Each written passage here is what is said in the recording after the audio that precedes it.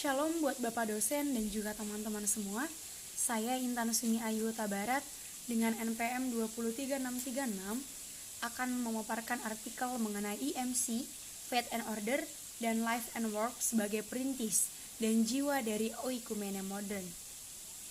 Di sini, tema-tema konferensi yang diselenggarakan dan dampaknya bagi perkembangan Oikumene Modern hingga bergabungnya EMC ke dalam tubuh WCC pada tahun 1961, dan juga tokoh-tokoh penting mereka dari karya-karya terpenting dalam berbagai konferensi dan studi dari EMC, Faith and Order, dan Life and Work hingga tahun 1961. Konferensi Pergabaran Injil Sedunia di Edinburgh pada tahun 1910 adalah konferensi untuk membicarakan soal-soal yang dihadapi bersama di bidang perkabaran Injil. Tujuan Faith dan Order yang dirumuskan oleh Brand adalah mencari jalan menuju keesaan gereja. Pada akhir jalan ini, Brand melihat dengan jelas satu gereja. Dan juga untuk mencapai tujuan, Brand mengusulkan untuk mengadakan suatu konferensi yang mempercakapkan soal-soal iman dan tata gereja, dan melihat bagaimana halangan-halangan untuk keesaan gereja dapat diatasi.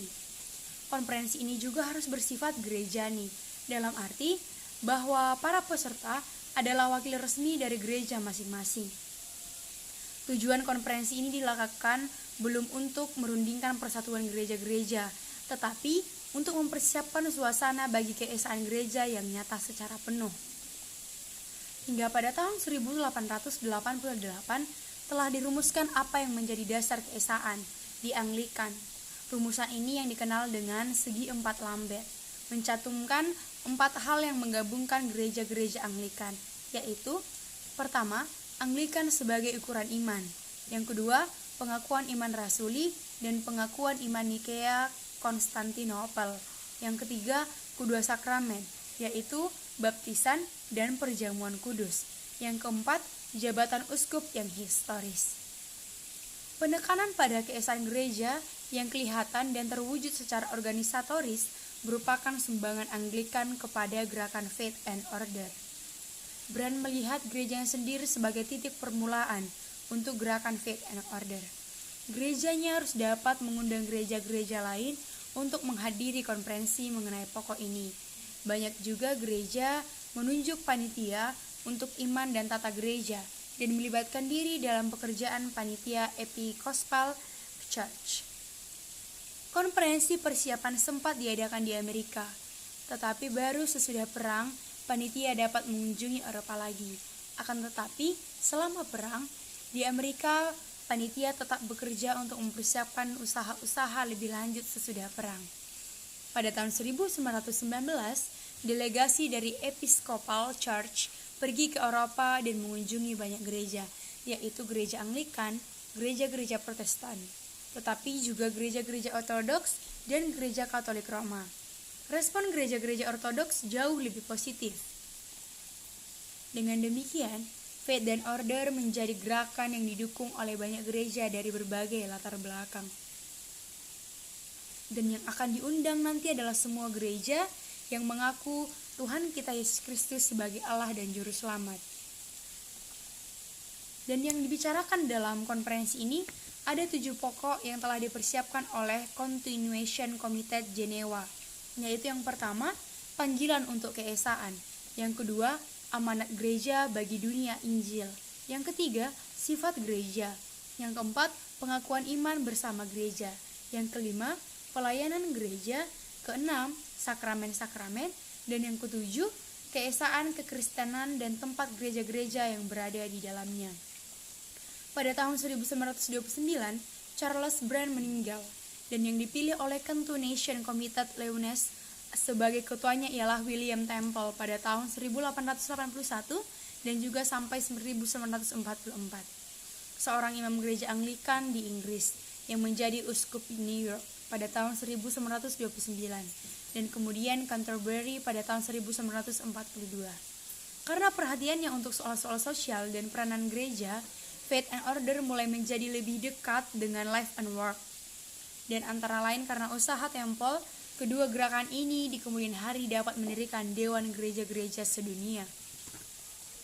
Konferensi Faith and Order yang kedua diadakan di Edinburgh dari 3 sampai 8 Agustus tahun 1937. Yang hadir adalah 504 peserta, 443 wakil resmi dari gereja-gereja dan tamu-tamu.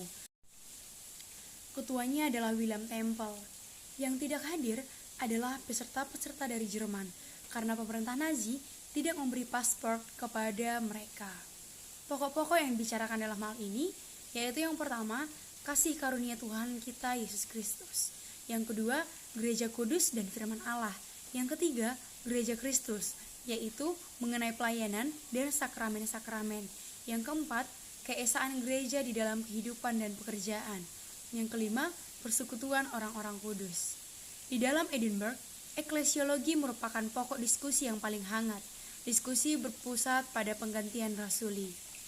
Walaupun perbedaan pendapat tetap ada, namun akhirnya dikeluarkan satu pertanyaan atau pernyataan di mana gereja-gereja peserta menyatakan bahwa dalam Yesus Kristus, keesaan yang sedang dicari gereja sudah tersedia. Oleh sebab itu, tugas gereja-gereja adalah menemukan dan mewujudkan kembali keesaan dasariah ini. Segi kuat dari Faith and Order adalah bahwa sejak awalnya sudah diusahakan untuk melibatkan gereja-gereja dalam pembicaraannya untuk memperoleh bagi peserta status wakil resmi dari gereja masing-masing. Karena perbedaan teologis antara gereja-gereja Protestan, anggota PGI tidak begitu besar. Hasil Faith and Order mungkin tidak terlalu menolong untuk mengatasi perbedaan-perbedaan yang disebabkan oleh faktor-faktor non-teologis. Walaupun demikian, apa yang dihasilkan Faith and Order mengenai hakikat dan panggilan gereja dapat menjadi titik tolak untuk gereja-gereja Protestan. Dalam hal ini, untuk meninjau kembali sejarah mereka sebagai gereja-gereja suku, prasejarah Life and Work terdapat dalam aksi Kristen di bidang sosial pada abad ke-19. Banyak organisasi Kristen melibatkan diri dalam aksi sosial pada waktu itu. Dan selanjutnya, dalam tahun-tahun sesudah Lausanne, banyak dikerjakan di bidang teologi untuk memperoleh gambaran yang lebih jelas mengenai persamaan dan perbedaan antara gereja-gereja di bidang ajaran dan tata gereja.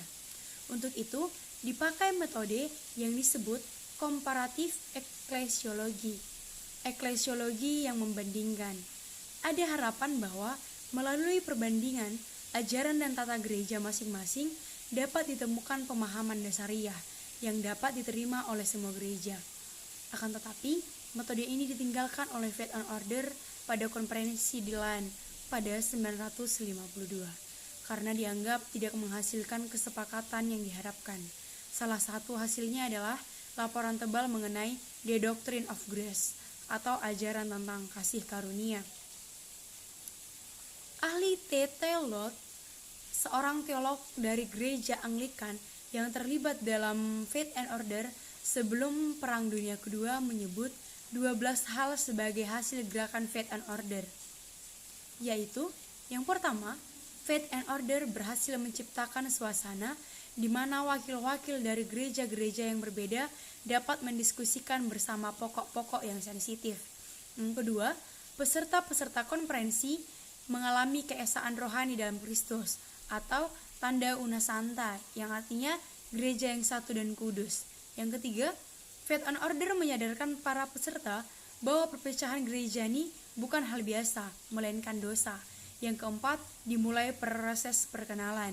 Yang kelima, bertumbuh kesadaran bahwa di belakang perbedaan-perbedaan besar ada keesaan. Yang keenam, pernyataan-pernyataan ini bukan hasil kompromi, sebab perbedaan-perbedaan tidak disembunyikan. Yang ketujuh, ternyata sulit bagi gereja-gereja untuk merumuskan apa yang membedakan mereka. Yang kedelapan, yang menjadikan diskusi mengenai pokok-pokok di atas sulit adalah kenyataan bahwa teologi gereja berakal dalam kehidupannya. Yang kesembilan, berhubung dengan itu, semakin disadari bahwa faktor-faktor non-teologis, yaitu historis, sosial, ekonomis, dan juga etnis, memainkan peranan penting dalam perbedaan-perbedaan antara gereja-gereja. Yang kesepuluh, karena pengaruh faktor non-teologis ini, maka sulit untuk menentukan sampai di mana diskusi-diskusi teologis di Faith and Order memajukan persatuan antara gereja-gereja dan memainkan peranan dalam persatuan-persatuan yang terjadi. Yang ke-11, Faith dan Order memajukan hubungan ekumenis antara teolog-teolog dari gereja-gereja yang berbeda. Yang ke-12, gerakan Faith dan Order mempertimbangkan perkembangan-perkembangan menuju keesaan yang terjadi di banyak gereja yang mana terpisah. Pada fase sejarah yang dibicarakan, Faith and Order belum berhasil mengatasi perbedaan-perbedaan yang telah menjadi nampak dan menunjuk jalan ke arah penyelesaian, seperti umpamanya kemudian diusahakan dalam laporan baptism, Eucharis, dan ministry. Juga belum dirumuskan secara tuntas sampai di mana perbedaan-perbedaan yang nampak menghalangi keesaan gereja. Sebagai contoh yang dapat kita lihat, dapat disebut tokoh-tokoh sosialisme Kristen di Swiss, Hermann Cotter pada tahun 1869 dan Leonard pada 1868 sampai 1945, dan gerakan sosial gospel atau Injil sosial dengan pelopornya Walther pada tahun 1861 hingga pada 1918 di Amerika Serikat. Sekian artikel yang dapat saya paparkan, kurang lebihnya saya mohon maaf. Atas perhatiannya saya mengucapkan sekian dan terima kasih.